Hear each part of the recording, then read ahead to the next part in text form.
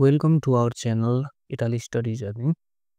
आजको भिडियोमा हामी एनओसी नो अब्जेक्सन लेटर कसरी प्राप्त गर्न सकिन्छ, इटाली स्टडी भिसाको प्रोसेसको लागि कतिको जरुरी छ र यसको प्रोसेसहरुको बारेमा हल्का डिस्क्राइब गर्छौं। फर्स्टमा हामी एनओसी भनेको के हो र एनओसी किन चाहिन्छ त्यो त्यतातिर जाउँ। र फर्स्टमा एनओसी भनेको के हो त भन्दा नो अब्जेक्सन लेटर भनेको चाहिँ एउटा यस्तो डकुमेन्ट हो जुन चाहिँ गभर्नमेन्टले इस्यु गर्छ। त्यसले चाहिँ के कन्फर्म गर्छ भने विदेश पढ्न जानको लागि कुनै पनि अब्जेक्सन छैन एउटा डकुमेन्ट बनाउँछ। त्यसलाई नै हामी NOC no objection letter no objection certificate भन्छौं। यदि तपाईहरु जुनसुकै एब्रोड देश जान चाहनुहुन्छ अथवा जाँदै हुनुहुन्छ भने एनओसी चाहिँ एकदमै जरुरी छ। यो किन आवश्यकता छ त? यसले चाहिँ नेपाली सिटिजन हो भनेर आइडेन्टिफाई भेरिफिकेसन गराउँछ। फर्स्ट कुरा इन्टरनेशनल एजुकेसनको लागि सबै भिसा एप्लिकेसनलाई पनि यसले डेमोन्स्ट्रेट गराउँछ। त्यो कारणले एनओसी एकदमै जरुरी छ।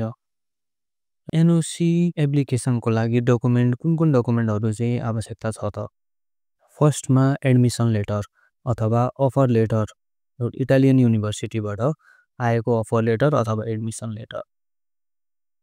त्यसपछि पर्सनल आइडेन्टिफिकेसनमा पासपोर्ट चाहियो। पासपोर्ट र सिटिजनशिपको फ्रन्ट एन्ड ब्याक दुईतिरैको स्क्यान गरिदिएको। त्यसपछि एकाडेमिक डकुमेन्टमा 10 एसएलसी अथवा एसई र +2 को, अनि यदि तपाई मास्टरमा जाँदै हुनुहुन्छ भने ब्याचलरको ट्रान्सक्रिप्ट र ग्रेजुएसन सर्टिफिकेटहरु चाहिन्छ।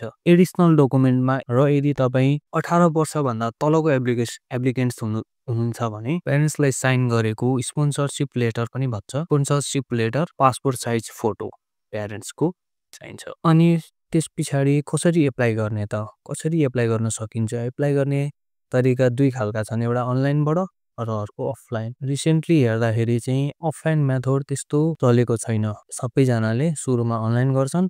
अनलाइन भइसकेपछि अनलाइन एप्रुभ भइसकेपछि मात्रै फिजिकल्ली गएर पेमेन्ट गरेर एनओसी लिन्छन्। र अनलाइन मेथड कसरी गर्न सकिन्छ त? सुरुमा वेबसाइटमा एनओसी को वेबसाइटमा जाने, एउटा आफ्नो एकाउन्ट बनाउने र एप्लिकेसन फर्म कम्प्लिट गर्ने।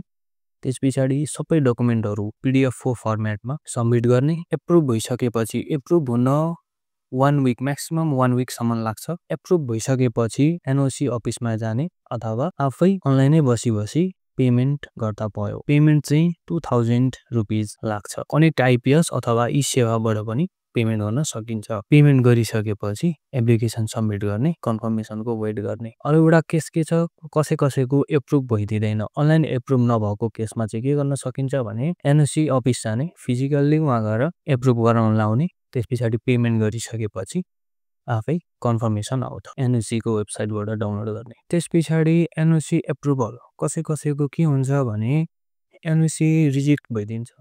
त्यो कारणले एक दुईवटा कुराहरु चाहिँ एकदमै ध्यान दिएर सबमिट गर्नुपर्छ।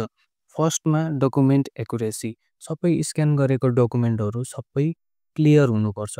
र अफर लेटर अथवा इनरोलमेन्ट लेटर आउने बित्तिकै एनओसी को लागि एप्लाई गरिहाल्नु पर्यो, किनभने ढिलो भयो भने अलिकति रिजेक्सन हुने चान्स हुन्छ। र अहिले के हल्ला चलिरहेछ यो इटाली स्टुडेन्टहरुको बीचमा भने एनओसी रिजेक्सन गरिदिन्छ। रिजेक्सनको कारण के?